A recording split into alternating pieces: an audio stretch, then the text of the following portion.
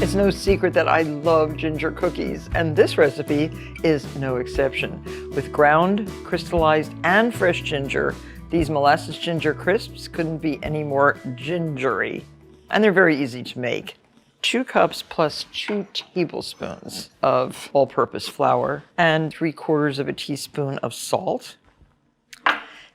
1.5 teaspoons of powdered ginger, and that's 1.5 teaspoon, 2, 3. And baking soda. We're using molasses, which is acidic. 1 teaspoon of that. We want to make sure that cookies have a little bit of leavening, and that's baking soda. So mix this all up very well with a whisk, and you can pre-measure 1/3 cup of molasses and cream 2 sticks of butter. It can be at room temperature with 1.5 cups of granulated sugar.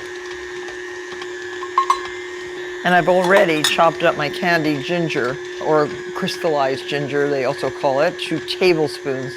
And we need 1 teaspoon of finely grated fresh ginger. And to peel ginger, I found that the edge of a spoon works the best. Just pull the skin off with the spoon. See how easily that works? You don't have to use a peeler, which will take off more of the skin than you need to. I remember driving through ginger fields in Darjeeling, India. The most beautiful stalks of red flowers and pink flowers. So now, once it's peeled, you can grate. You want to grate 1 teaspoon. Now the Japanese do have a grater, specifically, it's a porcelain grater specifically for ginger, but I'm just using a wood rasp, which is more readily available. And see, the reason we grate it, you don't want all that fiber in your cookie. Leave the fiber behind. And let's see if this will measure a teaspoon. There. That can go right into our butter and sugar. And now 1 whole egg and 1 egg yolk.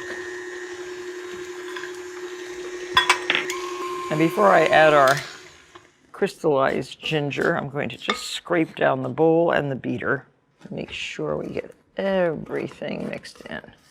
It's a good idea to do this once or twice during mixing. Your crystallized ginger, 2 tablespoons. And now dry, alternating with your 1/3 cup of molasses. Molasses gives these cookies a beautiful dark color. So this looks very nicely mixed. Release your beater and the bowl. Scrape everything down and give it a few more stirs. And then cover with plastic wrap and chill for about an hour or overnight.